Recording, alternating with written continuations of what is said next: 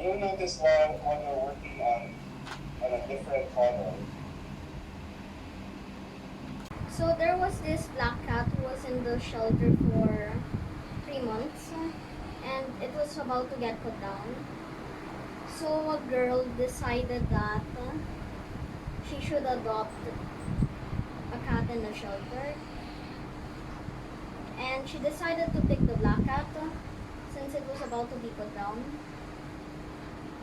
But the worker said that she shouldn't adopt the cat because since people believe that black cats are bad luck. But she still brought it home and adopted it. And they lived happily ever after. Yes. Ah, Who are pet lovers here? I had to. Hi, Sister Leah. Yes. My cat ran away, so I'm sorry. So who owns a dog? How about a cat? So we're I all don't have a dog or a cat, but I have sugar You're not a daddies. putra ng turtle. Ha? Turtle. Turtle yung pusa mo? Hindi po turtle. Ah, turtle. Akala ko 13 ang pusa mo, yung turtle. Wow. Bakit naman turtle yung pet mo?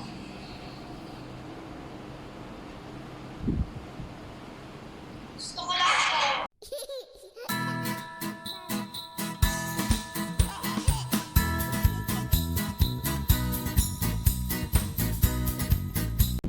And now, so before I introduce our first speaker, I would like to ask everyone to open their cameras for the group photo. So mag-group photo muna tayo before we start.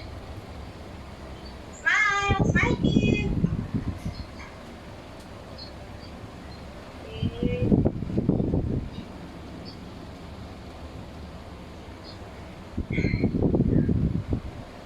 Maki! Okay. Sige, 1, 2, 3. Again. 1, 2, 3. Okay na po ba, Ma'am Jen? Okay, sige.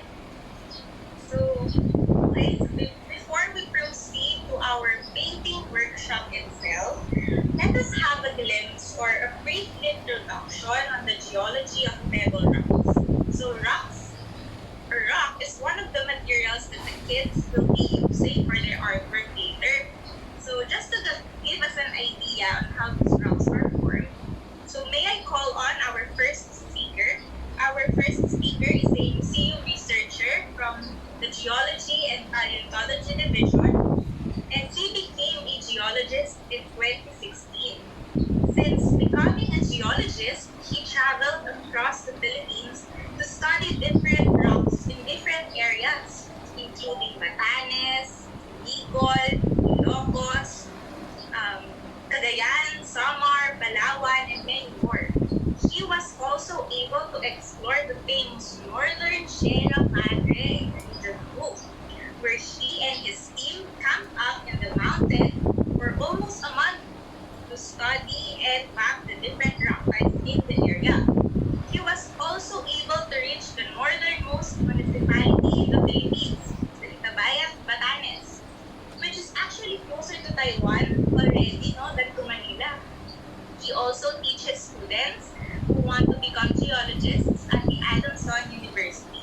And aside from being a geologist, he is also a free diver, a badminton and volleyball player, and a plant collector. So let us all give a virtual round of applause to Mr. Giles Arvin Verga. Hi kids, good morning! So I hope you're all doing good, I hope you're all safe, and please enjoy our today's workshop.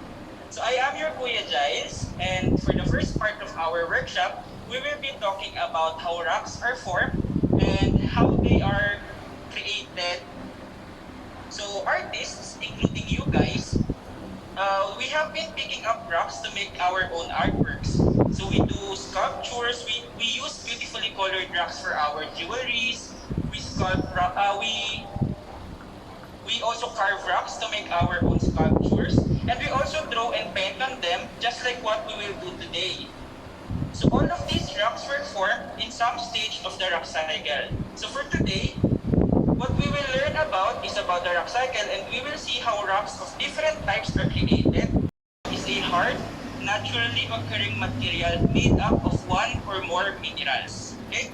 So there are actually three types of rocks. So we have metamorphic rocks, we also have sedimentary rocks, and we also have igneous rocks. So now, let's talk about the rock cycle. So when we say rock cycle, it refers to a series of processes on the surface of the earth and inside the earth that slowly changes rocks from one kind to another. So this means that an igneous rock over a long period of time will transform into a sedimentary rock, and then over hundreds or thousands or even millions of years, they will be transformed into a metamorphic rock. And again, over a very long time, these metamorphic rocks will then be melted, and then the cycle will continue again. Okay? So this is the basic rock cycle. So we have here igneous. So Iggy is actually an igneous rock. Sedi is a sedimentary rock. And then Mefilde is a metamorphic rock. So now let's talk about the different processes involved in the rock cycle. And I hope and I know that most of you are already familiar with these processes such as melting. So when we say melting, melting is the process where solid rocks are turned to a molten rock. So just like an ice that melts, rocks also melt when they are subjected to immensely high temperature and pressure. So just to give you an idea of how high this temperature should be, so can you feel your body temperature by putting the back of your palms on your neck? So can you do this, guys, for me, please? Can you feel your body temperature? So our body temperature is usually, or the normal body temperature is about 37 degrees Celsius, right? So in order for a rock to melt, it should be subjected to a temperature that as high as 600 degrees Celsius to 1,300 degrees Celsius. So can you just imagine how high or how hot that temperature should be in order for a rock to melt? Okay? And this happens underneath and deep down the Earth's surface. So if we have melting, of course, the complete opposite of melting is cooling. So cooling is the process that hardens magma and turns them into an igneous rock.